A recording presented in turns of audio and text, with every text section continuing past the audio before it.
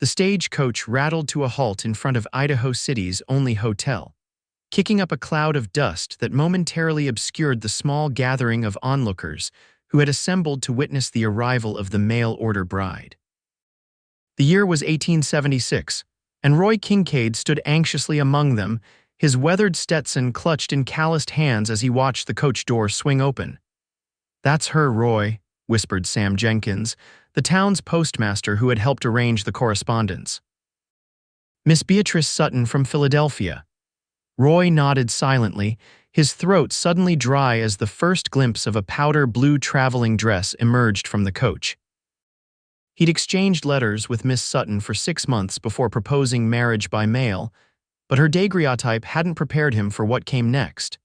The coach driver extended his hand to assist the passenger, then abruptly withdrew it with a puzzled expression. "Madam, you might need some additional help." Roy stepped forward instinctively, closing the distance to the stagecoach in long strides. That's when he saw her fully for the first time. Miss Beatrice Sutton was a woman of considerable size, her figure generous and substantial, filling the doorway of the coach completely. "Mr. Kincaid?" she asked, her voice soft and melodious, a stark contrast to the hushed whispers now rippling through the crowd. "Yes, madam, that's me." Roy felt a surge of protectiveness as he noticed the curious stares from the townspeople. "Welcome to Idaho City." The driver cleared his throat awkwardly. "Sir, you might want to give the lady a hand down. She's a bit, well, I'm quite aware I'm heavier than most women," Beatrice said firmly, though Roy caught the flash of hurt in her eyes. "I did mention my size in my letters, Mr. Kincaid." Roy remembered her delicate allusion to being of substantial build, but hadn't given it much thought. Looking at her now, he realized she must weigh close to 200 pounds. "It's no trouble at all, Miss Sutton." Roy extended both hands toward her. "Let me help you down." He braced himself as she leaned forward, placing her gloved hands in his. With a determined heave, Roy attempted to lift her down from the coach step, but found himself stuck in an awkward position, unable to safely bear her weight. He strained, his boots slipping slightly in the dirt as the onlookers began to titter. Beatrice's face flushed crimson. "Perhaps I should just— No, wait," Roy said, releasing her hands and stepping back. His mind raced as he saw the humiliation building in her expression. In that moment, something unexpected happened inside him, a fierce determination not to let this proud woman be shamed. Roy smiled warmly, his eyes crinkling at the corners, and loudly declared, "Then I'll build you stairs." The laughter from the crowd faltered as Roy turned to the stagecoach driver. "Do you have a plank or board in that coach, sir? Something sturdy?" Bemused, the driver nodded and produced a loading ramp used for heavy trunks. With the help of Sam Jenkins, Roy positioned it securely against the coach steps. "Your royal walkway, Miss Sutton," Roy said with a flourish and a bow.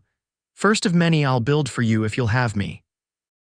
The tension broke as Beatrice's face transformed with a genuine smile that reached her eyes deep brown pools that Roy suddenly couldn't look away from. She gathered her skirts and descended the makeshift ramp with surprising grace, her chin held high. "Thank you, Mr. Kincaid," she said, loud enough for everyone to hear. That was both practical and gallant. Roy offered his arm, which she took after only a moment's hesitation. "I'm a practical man, Miss Sutton, and Idaho City isn't known for its gentle ways. But a promise is a promise, and I promised you a home." He paused, lowering his voice. "Even if that means building a few special accommodations." As they walked away from the stagecoach toward the hotel, Roy was acutely aware of the whispers behind them. He'd been a respected rancher in these parts for 15 years, and now he could feel the judgment and speculation from his neighbors. But looking sideways at the determined set of Beatrice's jaw and the dignity with which she carried herself, he found he didn't much care. "Your letters didn't mention how tall you are," Beatrice remarked quietly, tilting her head back to look up at him. Roy stood well over 6 feet, his frame lean but strong from years of hard work. "And yours didn't mention how beautiful your eyes are," he replied without thinking. The words surprised him as much as they seemed to surprise her. Roy Kincaid had never been known as a man of flowery speech. Beatrice faltered in her step. "Mr. Kincaid, there's no need to. I speak plainly, Miss Sutton, always have." Roy guided her up the hotel steps. Let's get you settled. Tomorrow, I'll show you the ranch, and you can decide if you still want to marry a rough cowboy like me." The following morning dawned clear and bright, painting the mountains surrounding Idaho City in shades of purple and gold. Roy arrived at the hotel in his wagon, freshly bathed and wearing his least worn shirt. He'd spent half the night thinking about Beatrice Sutton, not just her size, which had initially shocked him, but the intelligence in her gaze and the determined set of her chin. Beatrice emerged from the hotel in a practical traveling dress of forest green, her brown hair neatly pinned beneath a modest bonnet. She carried a small valise, but Roy noticed several large trunks being brought out by the porter. "Good morning, Miss Sutton," Roy said, tipping his hat. "I hope you slept well." "As well as can be expected," she replied, and Roy didn't miss the tightness around her eyes. He wondered if she'd overheard any unkind remarks from the hotel staff or guests. Roy helped load her trunks into the wagon, then faced the challenge of helping her onto the high seat. Instead of making an awkward attempt to lift her, he immediately set about constructing a sturdy stepping arrangement using a crate from the hotel's storeroom. "You really are a man of your word," Beatrice commented as she used the impromptu steps to climb aboard the wagon with dignity. "A man's word is all he has out here," Roy replied, settling beside her and taking up the reins. "That in his land." As they rode through town, Roy pointed out the few establishments Idaho City boasted: the general store, the assay office, the small church, and the inevitable saloon. Several people called out greetings, their curious gazes lingering on Beatrice. "They'll get used to seeing you," Roy said simply when he noticed her discomfort. "Folks here are decent mostly, just not used to new faces, especially one as pretty as yours." Beatrice looked at him sharply. "Mr. Kincaid, I appreciate your kindness, but I must insist you not feel obligated to compliment me falsely. I know what I am." Roy pulled the wagon to a stop at the edge of town. "Miss Sutton, I've spent 15 years in this territory. I've fought off bandits, survived blizzards, and stared down a grizzly bear. Do you really think I'm the kind of man who says things he doesn't mean out of social obligation?" Their eyes locked, and for a long moment neither spoke. "No," Beatrice finally said softly. "I don't suppose you are." "Good." Roy flicked the reins and the horses moved forward. "Because my ranch is another 4 miles, and I'd hate to spend it convincing you I'm not a liar." The tension broken, Beatrice actually laughed, a rich, melodious sound that made Roy's chest tighten strangely. The Kincaid ranch wasn't the largest in the territory, but it was respectable: a sturdy 2-room cabin, a good-sized barn, a corral for breaking horses, and 500 acres of grazing land stretching toward the mountains. A small creek provided water year-round, and Roy had planted fruit trees that were just beginning to bear. "It's not much compared to Philadelphia," Roy said as they approached the cabin, "but it's mine, free and clear." Beatrice surveyed the property with genuine interest. "It's beautiful, Mr. Kincaid, truly. I never saw so much open space in my life." When they reached the cabin, Roy again improvised a solution for helping Beatrice down, using a board and some blocks to create stable steps. As they walked toward the cabin door, he suddenly felt self-conscious about the modest accommodations. "I'd planned to build on another room before winter," he explained, opening the door. "Thought my wife might appreciate having a separate parlor." The main room was simple but clean, with a stone fireplace, a sturdy table with 4 chairs, and a few shelves holding books, more than might be expected in a cowboy's cabin. "You read?" Beatrice asked, noticing the volumes. "Winter nights are long out here," Roy replied. "A man can only clean his rifle so many times." Beatrice moved carefully around the room, her substantial figure navigating the modest space with deliberate grace. She paused at the doorway to the second room, which contained a bed, a chest of drawers, and little else. "This would be your room," Roy said quickly. "I'd sleep in the barn until after the wedding. If there is a wedding," he added, "you're free to return to Philadelphia if this isn't what you expected." Beatrice turned to face him fully. "Is this what you expected, Mr. Kincaid? You've been polite, but you can't deny I'm not what most men would want in a wife." Roy removed his hat, turning it slowly in his hands. "Miss Sutton, I wrote for a wife because I need a partner, someone with sense and strength of character. Your letters showed me you have both." He met her gaze directly. As for your size, I admit it surprised me, but out here we value substance over delicacy. Winters are harsh, life is harder. A woman who looks like she's never missed a meal strikes me as sensible, not flawed. Beatrice's eyes widened. That's a novel perspective. It's an honest one.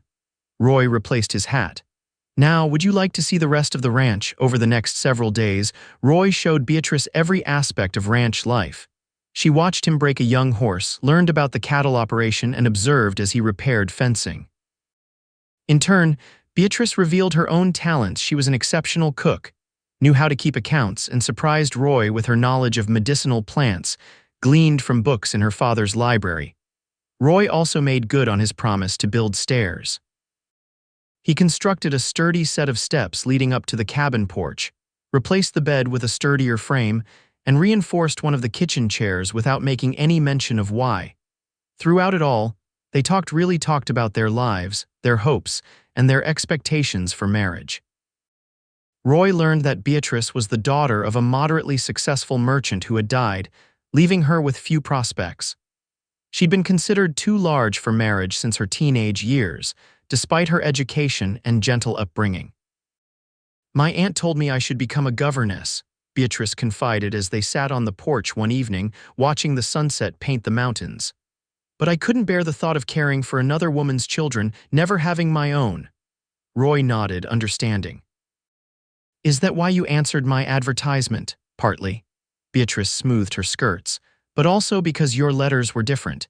You didn't write flowery prose about seeking a delicate flower of womanhood. You wrote about wanting a partner who could appreciate this land as you do, and do you?" Roy asked, genuinely curious. "Appreciate it?" Beatrice looked out at the vast expanse of wilderness surrounding the ranch. "I'm beginning to. It's harsh but honest, like you." On the 7th day, Roy drove Beatrice back to town. They had agreed to meet with the minister to discuss their wedding, scheduled for the following week. As they approached the church, Beatrice seemed to tense beside him.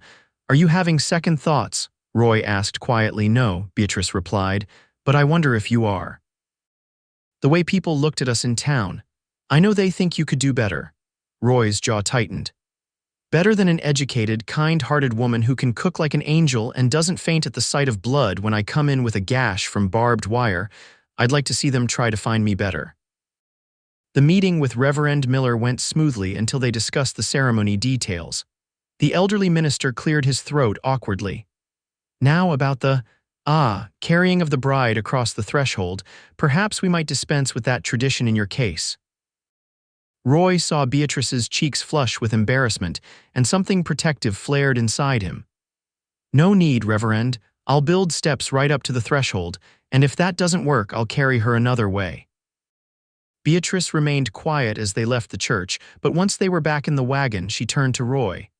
"You don't have to defend me at every turn, Mr. Kincaid. I've lived with comments about my size my whole life." "That doesn't make them right," Roy replied firmly, "and please call me Roy. If we're to be married in a week, seems silly to stand on formality." "Roy," she said, testing the name, "and I'm Beatrice, though my father called me B." "B," Roy repeated, liking the sound of it. "It suits you." They were halfway back to the ranch when disaster struck. A rattlesnake spooked the horses, sending the wagon careening toward the edge of the road. Roy fought to control the team, but the right wheel hit a boulder, splintering it and overturning the wagon. Roy was thrown clear, but when he scrambled to his feet, his blood ran cold.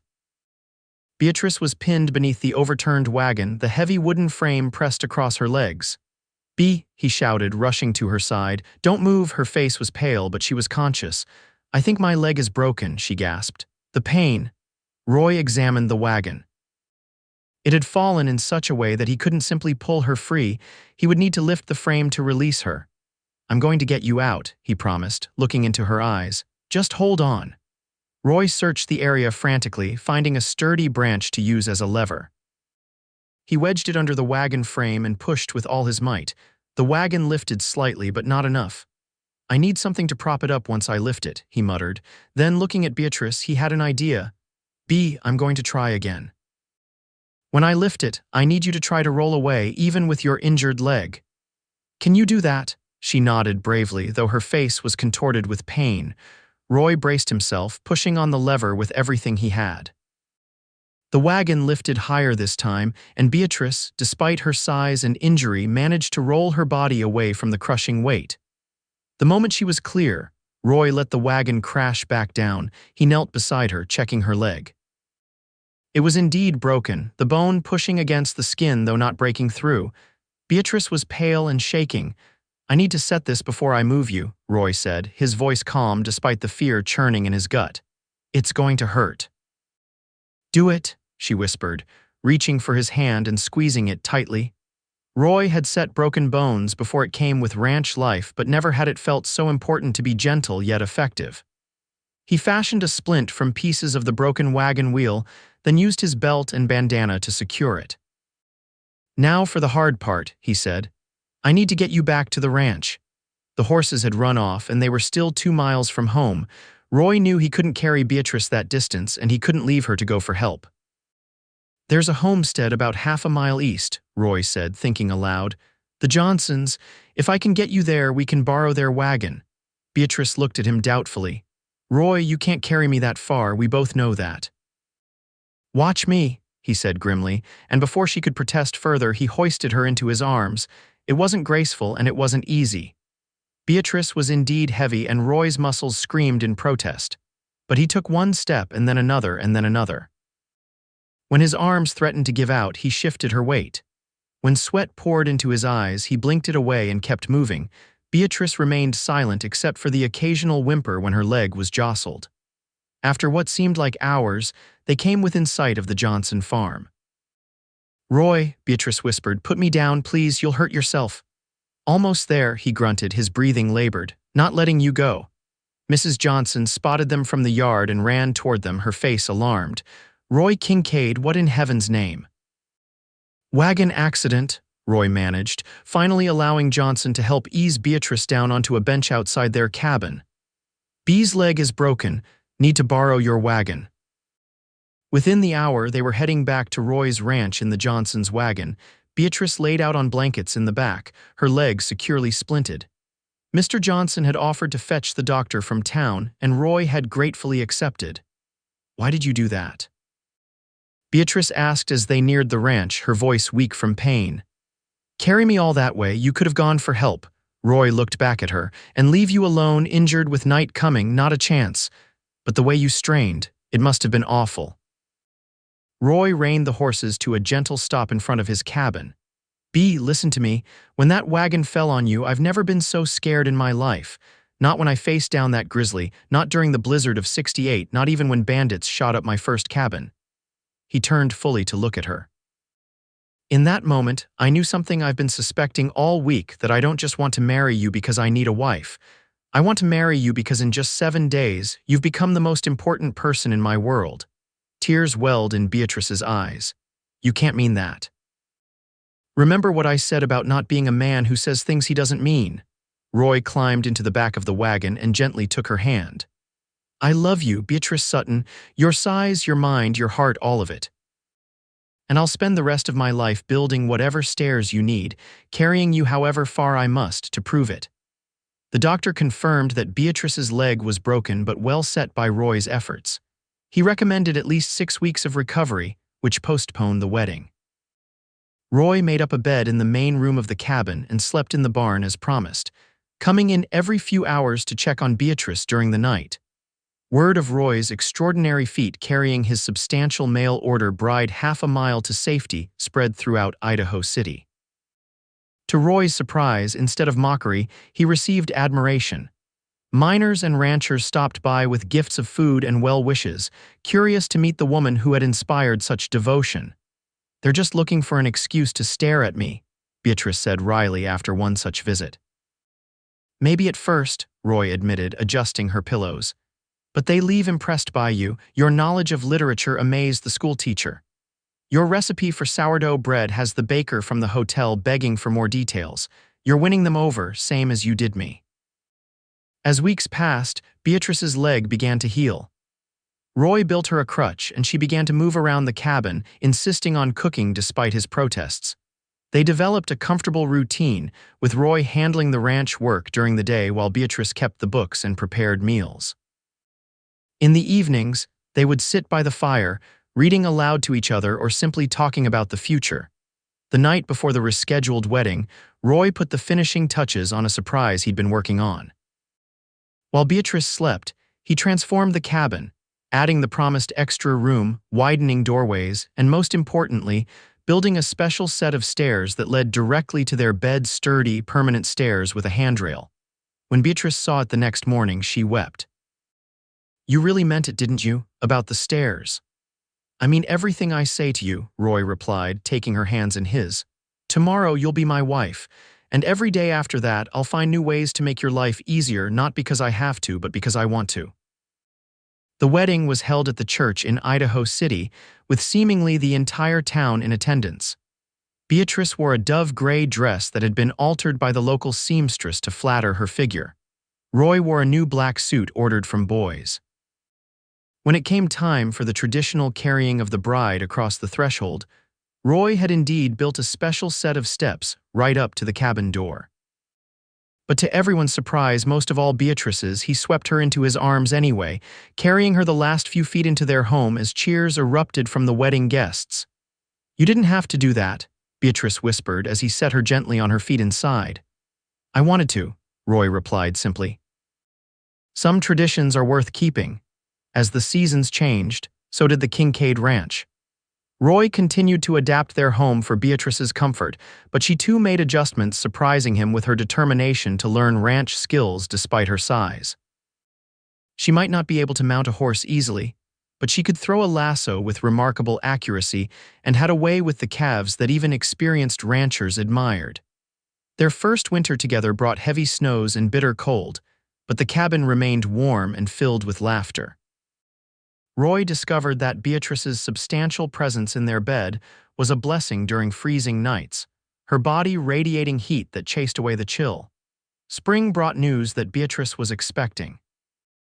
Roy's joy was tempered only by concern for her health, given her size and the limited medical care available in Idaho City. "I'll take you to Boys," he insisted. "There's a proper doctor there. Women have been having babies since the beginning of time," Beatrice countered. "And I'm stronger than I look." "You're the strongest person I know," Roy said, "but I'm still taking you to Boys."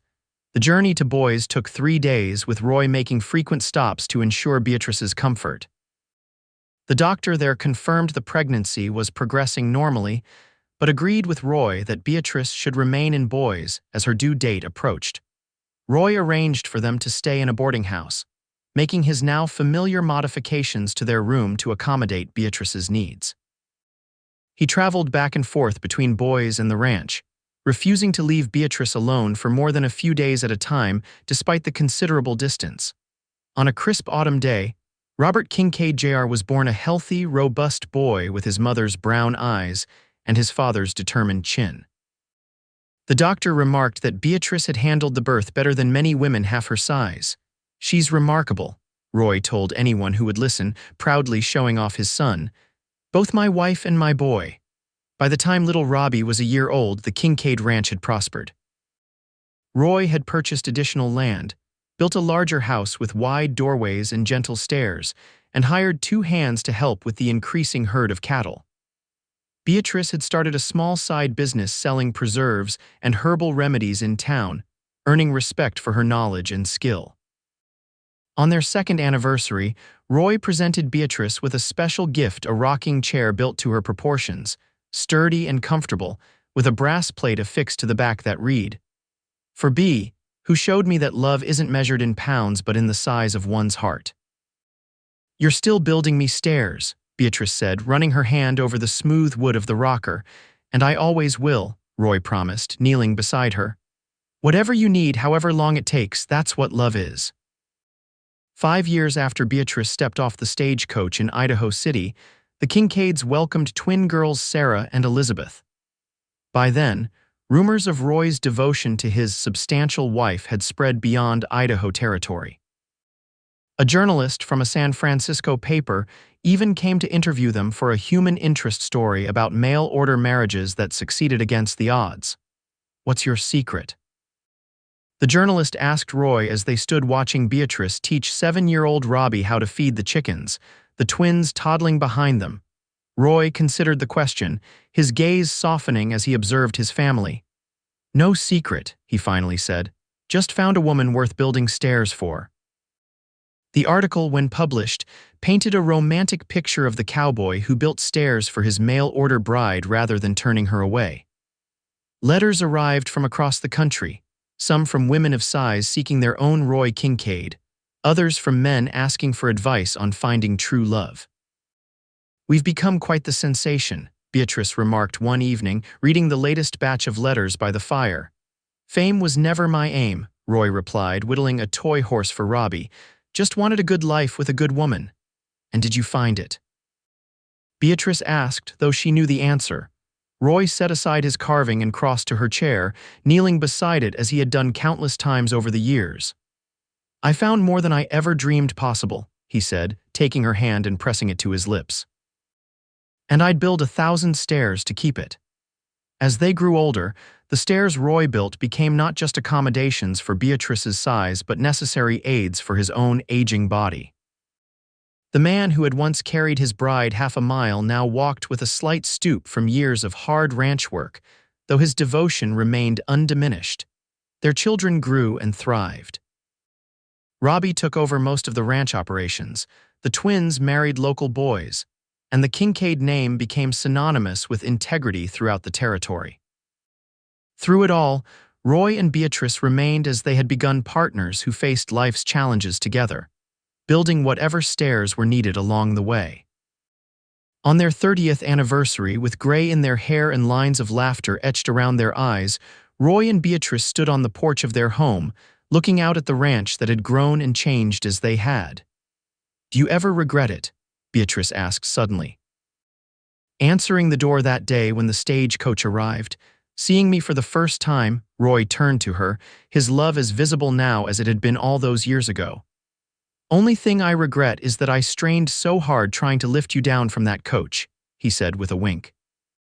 "Should have built those stairs right away." Beatrice laughed, the sound still as melodious as the first time he'd heard it. "You've been building them ever since." "And I always will," Roy promised, taking her hand in his. "However many you need for as long as I'm able."